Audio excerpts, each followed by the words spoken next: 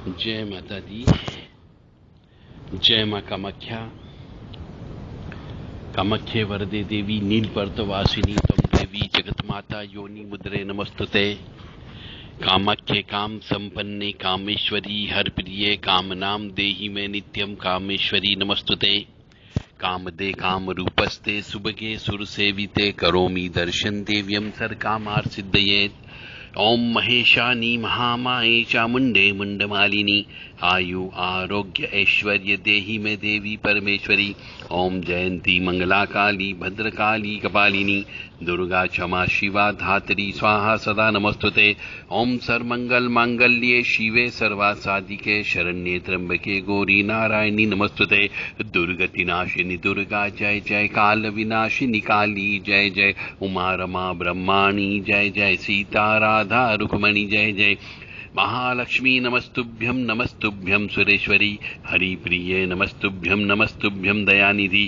काली काली महाकाली काली के पापनाशिनी खड़ग हस्ते मुंड हस्ते काली काली नमस्तुते। काली काली महाकाली काली के परमेश्वरी सर्वानंद करी देवी नारायणी नमस्तुते। नीरहार हार धन सार सुधाकरम भा कल्याणम दाकनक चंपकदाम्बुषाम उतुंग बिंदु जुगम्ब मनोहरांगी वाणी नमामि मनसा वस्सा विभूते। ओम ऐं सरस्वती नमः। ओम ह्रीं दुंदुर्गाय नमः। या जल जल प्रज्वल अग्नि रूपाय ओम होम ह्रीं सिं ज्वाला देवी नमो नमः। देवी प्रपन्नताति हरे प्रसीद प्रसीद मातर्ग जोखिलस्य प्रसीद विश्वेश्वरी पाहि विश्वन्तमीश्वरी देवी चराचरस्य शुभं करोति कल्याणम आरोग्यम धन संपदा शत्रुबुद्धि विनाशाय दीप ज्योति नमस्तुते। योनि मात्र शरीराय कुंजवासिनी कामदा रजस्वला महातेजा कामाक्षी ध्यायतां सदा। काम प्रिया कामरता कामा काम स्वरूपिणी कामिनी कामिनी काम्या कामुका कामचारिणी कामाख्या काम बीज स्थिता काम पीठ निवासिनी कामदा कामहा काली कपाली करालिका। देव राधा ट्रस्ट सत्यवाणी चैनल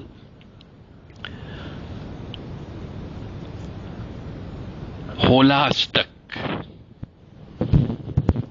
होली के 8 दिन पहले जो दिन आते 8 उन्हें होलाष्टक कहा जाता है।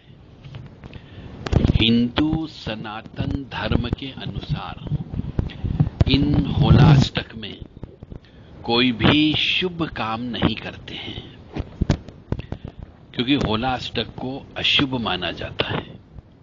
ऐसा हिंदू सनातन धर्म में लिखा हो, परंतु आजकल के जिनने हिंदू सनातन धर्म को नहीं पढ़ा वो लोग इन होलाष्टक के नियमों का पालन नहीं करते हैं और मांगलिक कार्यक्रम कर बैठते हैं। जैसे मांगलिक कार्यक्रम का मतलब रिंग सेरेमनी का कार्यक्रम हो गया, विवाह का कार्यक्रम हो गया, गृह प्रवेश का कार्यक्रम हो गया, मुंडन का कार्यक्रम हो गया, ये कर लेते हैं जो पूर्णतः गलत है।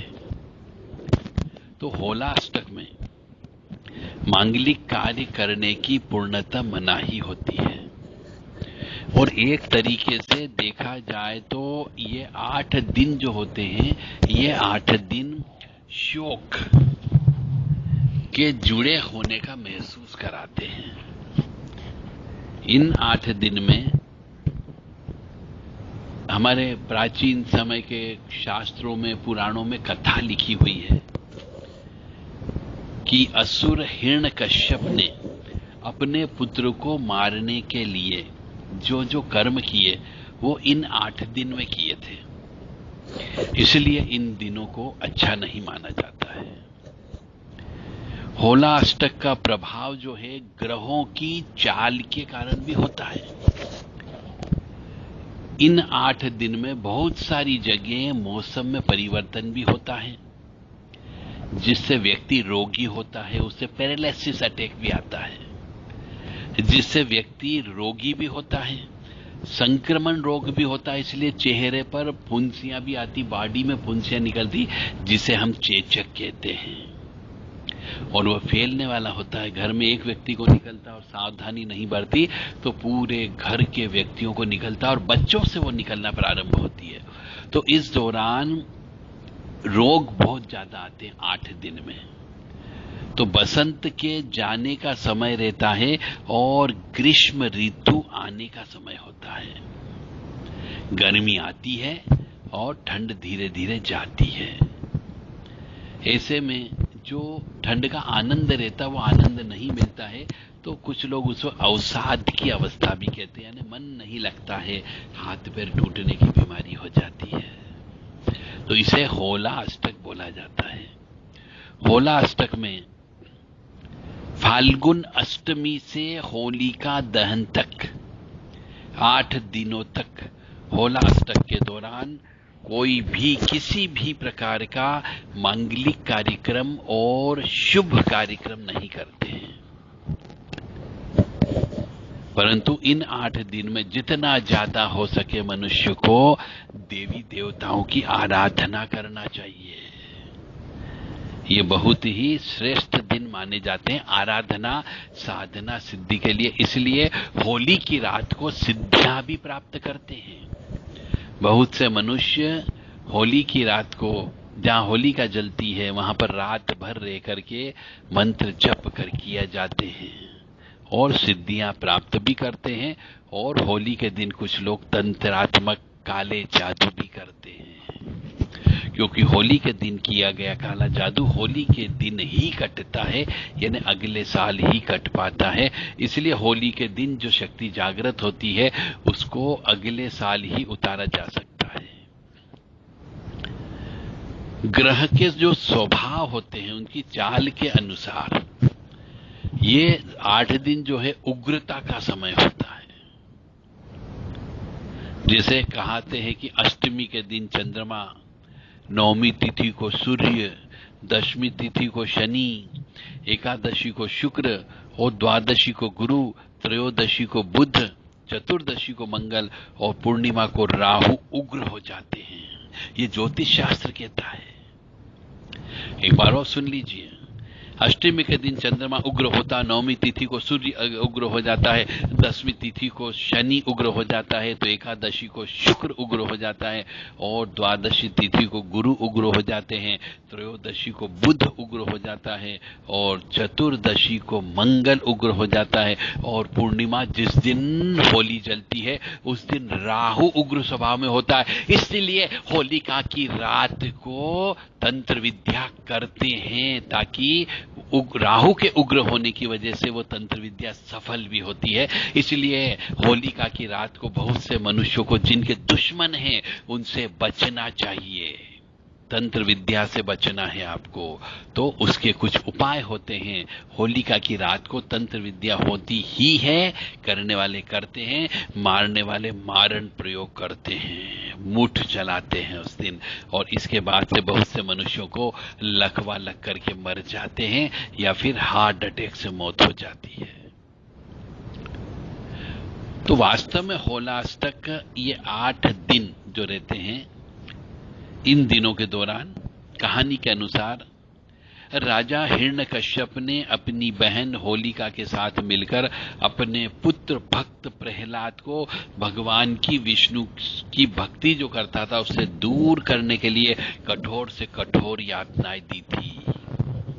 यहां तक कि आखिरी दिन यानी पूर्णिमा के दिन जब राहु उग्र रहता है उस दिन उसे जलाकर मारने की कोशिश भी की थी।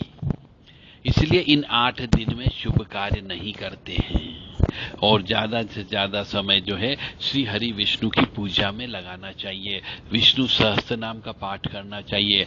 ओम क्लीं कृष्णाय नमः, ओम नमो नारायणाय, ओम लक्ष्मी नारायणाय और नारायण नारायण नारायण नारायण ये बोलना चाहिए। इस प्रकार से महामृत्युंजय का जप भी होलिका की रात को करने से बहुत फायदा होता है। कई तरीके के रोग से छुटकारा भी होता है और आकस्मिक मृत्यु का जो खतरा रहता है वो टल जाता है। होलाष्टक के दौरान हिंदू धर्म के अनुसार जो विवाह का संस्कार होता है वो नहीं होता है, मुंडन संस्कार नहीं होता है और भी अनेक जो भी संस्कार है वो नहीं होते हैं। इन होलाष्टक में घर नहीं खरीदना चाहिए, गृह प्रवेश नहीं करना चाहिए, गाड़ी घोड़े नहीं खरीदना चाहिए, सोना चांदी नहीं खरीदना चाहिए और नहीं कोई नया व्यापार प्रारंभ करना चाहिए। नव विवाहिता जो स्त्री होती है, जिसका अभी अभी विवाह हुआ है, को ससुराल में पहली होली देखने की भी मनाही होती है, इसलिए उसे मायके भेज दिया जाता है। और यदि वो मायके नहीं जा पाई किसी वजह से, तो उसे ससुराल में होली नहीं देखना चाहिए। ऐसा नहीं तो अपशकुन होता है, ऐसा कहा जाता है। ये हमारी संस्कार, संस्कृति, परंपरा, परिपाटी और रीति रिवाज और मान्यता, प्रथा भी है। इसके पीछे कुछ न कुछ तो साइंटिफिक रीजन है। तो नवविवाहिता को यदि वो ससुराल में रह गई है, अपने मायके नहीं जा पाई है, तो उसे होली नहीं देखना चाहिए, अन्यथा उसके साथ में अपशकुन होता है। और यदि होलाष्टक में किसी की मृत्यु भी होती है, तो वो व्यक्ति मरता है होलाष्टक में, वो नरक की गति को प्राप्त करता है। तो जिस कहीं पर भी होलाष्टक में मृत्यु होती है, तो समझ जाओ वो व्यक्ति नरक में गया है, यानी उसकी दुर्गति होगी। तो उसकी आत्मा की शांति की दुर्गति न हो, उसकी आत्मा की शांति के लिए बहुत सारे विशेष अनुष्ठान करने चाहिए। तो ये थे होलाष्टक के बारे में विशेष तौर से ज्ञान। अब इस ज्ञान को आपको लेना या नहीं लेना आपके ऊपर निर्भर करता है। देव राधा ट्रस्ट सत्यवादी चैनल ने अपना कर्तव्य निभाया आपको ज्ञान दे करके। अब आपकी इच्छा कि आप हिंदू सनातन धर्म के इन ज्ञान को अपने जीवन में प्रयोग करते हो या नहीं करते हो, यह आपके ऊपर निर्भर करता है। नहीं करोगे तो निश्चित तौर से कुछ न कुछ कष्ट की प्राप्ति अवश्य होती है। जैसा कि कहा जाता है कि होली जलने के बाद में शीतला सप्तमी और शीतला अष्टमी का पूजन किया जाता है। बहुत से घरों में आजकल की जो नई नई बहुएं बनी है, नई नई लड़कियां विवाह किया है, पढ़ी लिखी है, इंजीनियर है, डॉक्टर है, प्लेन उड़ाने वाली है, और भी हर एक फैकल्टी में पहुंच गई है, वो न तो शीतला सप्तमी का पूजन करती, न शीतला अष्टमी का पूजन करती है। तो उनके यहाँ पे या तो बच्चे पैदा नहीं होते हैं तो पागल बच्चे या विकलांग बच्चे पैदा होते हैं, या नशेबाज बच्चे पैदा होते हैं, और कई बार तो बच्चे बड़े होने पर माँ बाप के सामने ही मृत्यु लोक को प्राप्त हो जाते हैं। केवल इसी वजह से मानो या न मानो यह पूर्णतः सत्य है। इसलिए हमारे यहाँ पे शीतला अष्टमी, जिसको बासोड़ा कहा जाता है, या शीतला अष्टमी पूजने का नियम बनाया गया है। जय माता दी, जय मां कामाख्या। ओम ऐं ह्रीं श्रीं शीतलाय नमः। इस मंत्र का भी आप शीतला सप्तमी या अष्टमी का पूजन करें बासोड़ा का, तब अवश्य जप करना चाहिए। जय मां।